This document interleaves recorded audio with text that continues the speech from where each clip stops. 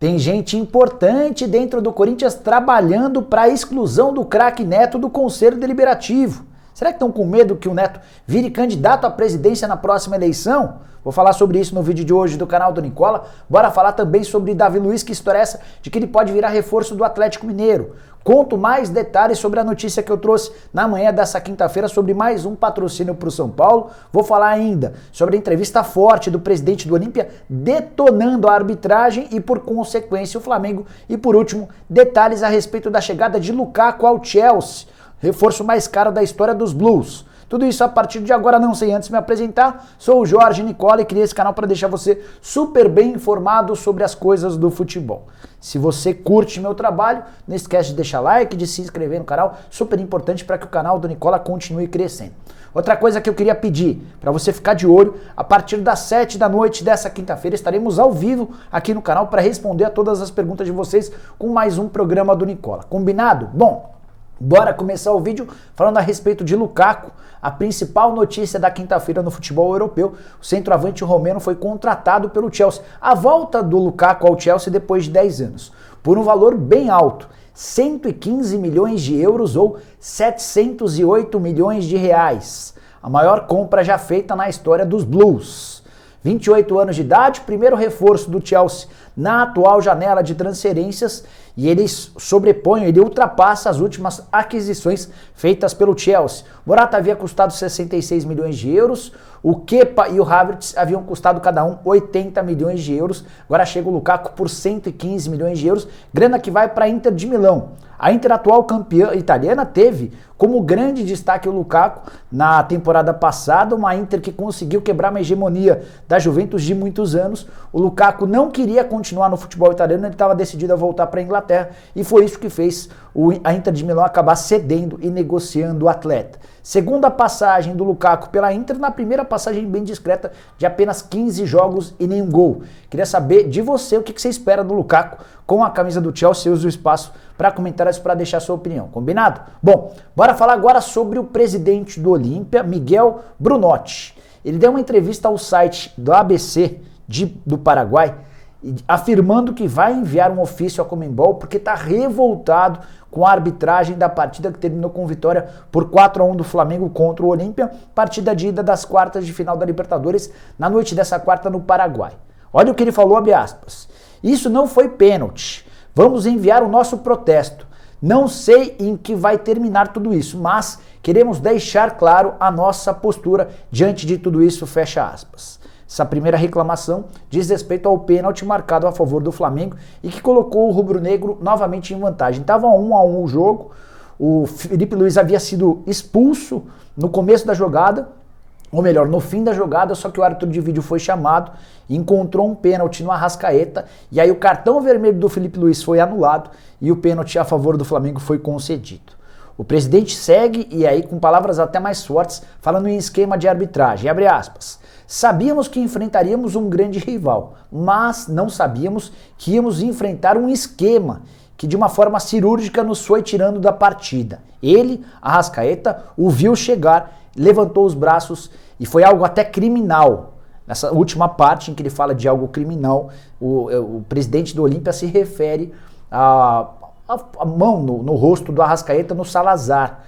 Foi uma dividida bem forte, não houve nem cartão para o Arrascaeta, o Salazar cometeu a falta e o Arrascaeta por cima acabou acertando o Salazar, que levou a pior, precisou ser retirado do campo e do estádio de ambulância, teve traumatismo craniano nessa quinta-feira. Ele já acordou, tá bem, só se assustou com o fato de o Arrascaeta nem ter tomado o cartão vermelho. E você, o que você achou da arbitragem? O presidente do Olímpia exagerou? Tem alguma coisa? Como é que você tem visto a arbitragem da Libertadores da América? Tô curioso para saber sua opinião. Espaço para comentários é a oportunidade que você tem, tá bom? Bora falar agora sobre Davi Luiz. Muitos têm me perguntado se o Davi Luiz pode virar reforço do Atlético Mineiro.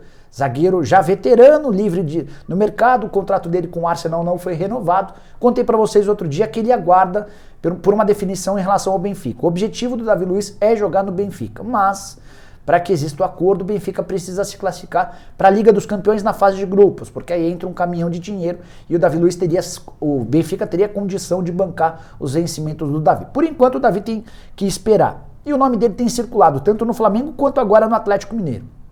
Fui consultar o pessoal do Galo para saber o que havia de verdade nessa história e a única coisa que eu consegui apurar é de que o Davi foi sugerido ao Atlético Mineiro, há uma boa relação entre os dirigentes do Galo e os representantes do Davi, mas não passou disso. O Atlético afirmou que não tem condição financeira de fazer um investimento para a contratação do Davi, especialmente depois de fechar com o Diego Costa. O anúncio da contratação do ex-centroavante do Atlético de Madrid é uma questão de tempo. Especialmente nesse momento não há a menor possibilidade de o Atlético contratar o zagueiro, embora entenda que trata-se de um zagueiro extremamente bem sucedido e capaz de fazer enorme diferença no futebol brasileiro.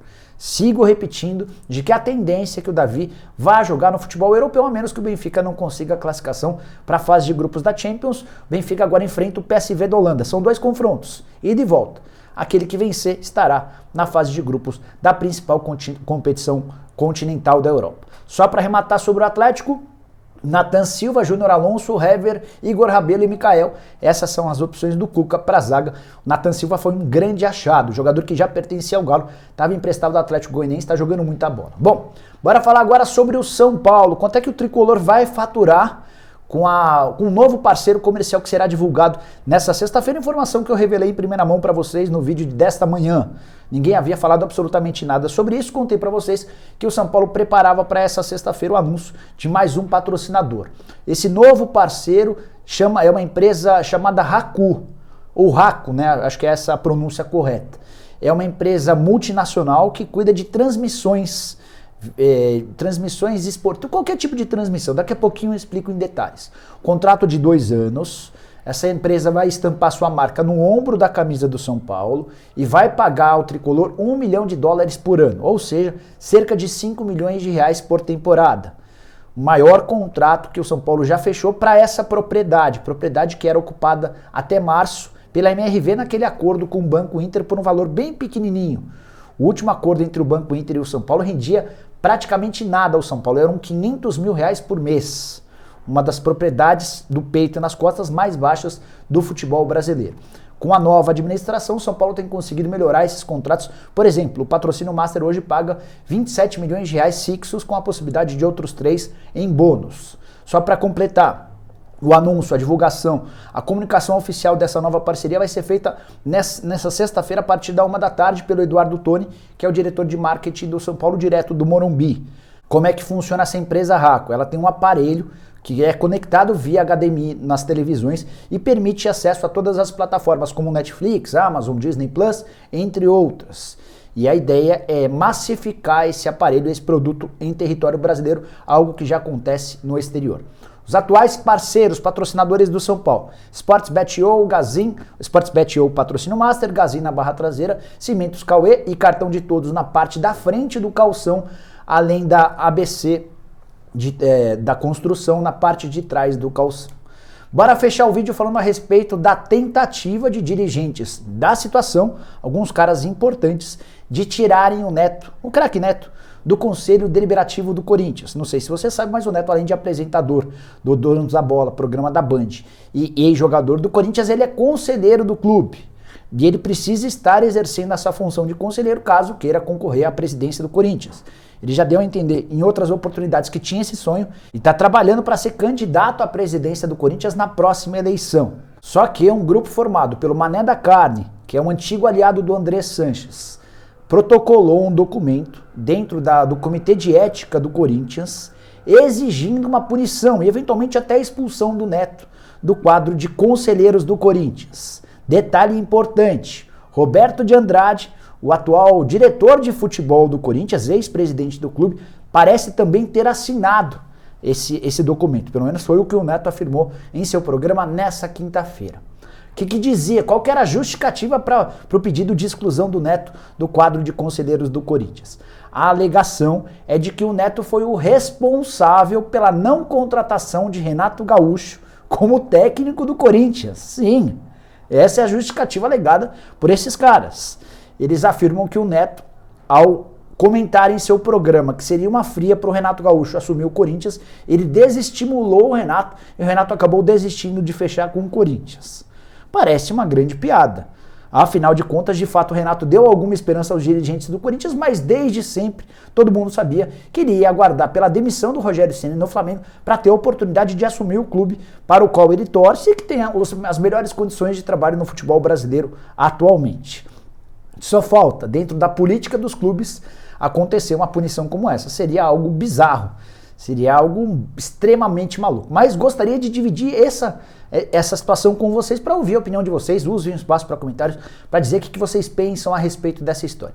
Só antes de encerrar, contar um pouquinho sobre a passagem do Roberto como presidente do clube. Ele deixou o Corinthians com mais de 300 milhões de reais de dívida e desde que voltou ao timão, agora na condição de diretor de futebol, tem afirmado algumas coisas meio malucas. Ele afirmou recentemente, por exemplo, que o Corinthians pode sim ser campeão brasileiro, que não deveria temer o Flamengo.